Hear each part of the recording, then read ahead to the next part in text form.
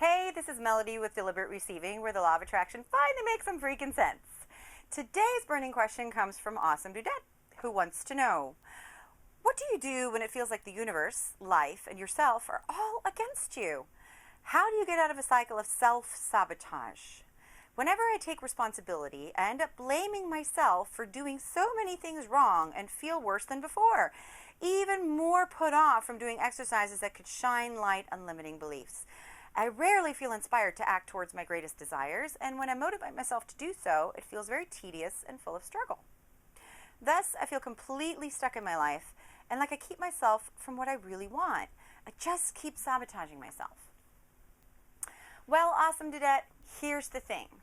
Taking responsibility and blaming yourself are not even close to the same thing. Although, most people do tend to confuse the two. Here's the difference. When you take responsibility for how you feel, your emotions, your vibration, and your creative power, it's empowering. That means now you know that you can do something about the situation. So you're looking forward towards what you want with a belief that you can get it, and you're willing to allow yourself to feel better. When you're in self-blame, on the other hand, what happens is that you put a really negative focus on yourself, which means that you get stuck in what I call the cycle of doom.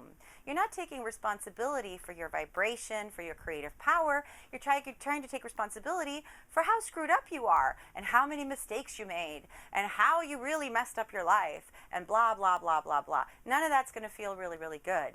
And that just feeds negative emotion back onto yourself, which causes you to feel worse, and then you feed that back onto yourself, and that causes you to feel worse, and now you're stuck in the cycle of doom. The way to get out of that cycle is by taking responsibility, not blame. You've got to stop blaming yourself. You are where you are. You've done what you've done. Yes, maybe you've made some mistakes, but we all have. But that's got to be okay, because every time that you made a mistake, in that moment, recognize that you were really only doing the best that you could at the time. Here's the thing that you want to avoid. Do not judge your past self, even last week's past self, even 10 minutes ago past self, by what you know now. Don't look at yourself through hindsight glasses. That's kind of like looking at yourself when you were 5 years old and saying, God, why wasn't I reading Tolstoy? I was so stupid, just because you can read it now. You couldn't then. You didn't know as much as you know now. So don't judge your past self through what you know now. You did the best that you could. You chose the best feeling option that you could. Is it an option that you choose now? Probably not. But that doesn't mean that at the time you made a mistake. You did the best you could, you learned from it, you moved on. Maybe there's more to learn from it now. That's something that you can get into as you explore your own emotions, but that doesn't mean that you made a mistake, and it doesn't mean that you have to keep harping on and on and on about it to yourself, about how horrible you are or how many stupid things you've done. You really haven't done anything stupid. You always did the best that you could. Yeah? So here's my advice. Go ahead and let the emotions come up as you've been trying to do, but then do not swap over into self-blame. Feel the frustration of how stuck you are.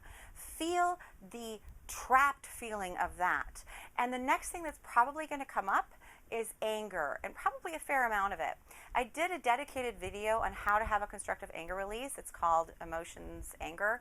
I'll put a link in the description so that you can check that out for step-by-step instructions on how to have a constructive anger release, because you want to let this anger out, but you don't want to let it out in a damaging way. Do not shut down the anger, and do not direct the anger at yourself. It's going to be one of the rules of a constructive anger release, and that's the biggest no-no, is to direct that anger at yourself, and that's exactly what you're doing right now. The anger's coming up, the frustration's coming up, it's turning into anger, and you direct it at yourself, and that's exactly what that cycle of doom is. You're getting pulled into anger, anger wants to empower you, and you shut it down, causing you to feel even worse. More anger comes up and you shut it down. And every time you do that, you just keep yourself more and more and more stuck. So here's a little technique that you can do to break that. Instead of getting angry at yourself, get angry at somebody else. Anybody else. You can be angry at God, the universe, the government, your ex-boyfriend, your mother. It doesn't matter who you're angry at. If you do it constructively, that means that you don't do it to their face. You don't send them a hateful email. You don't go out and break somebody's nose. You just do this in your own home. Let the anger flow out towards someone else and away from yourself, and you will actually have an anger release instead of it just coming up and going back into the cycle of doom. And then you will be unstuck. You'll have an energy rush, you'll feel better, and then you'll become inspired to take action. The reason why you can't take action right now, what feels so hard, is because you're trying to take action too soon. You're trying to take action without having aligned your energy with what you want, without having, it's like there's this wall of resistance that's come up and you're trying to just walk through it and you keep hitting right into it. You can't do that. You have to release it first. Then I promise you, action will be inspired and you'll feel a lot better and you'll have that passionate, joyful life that you want.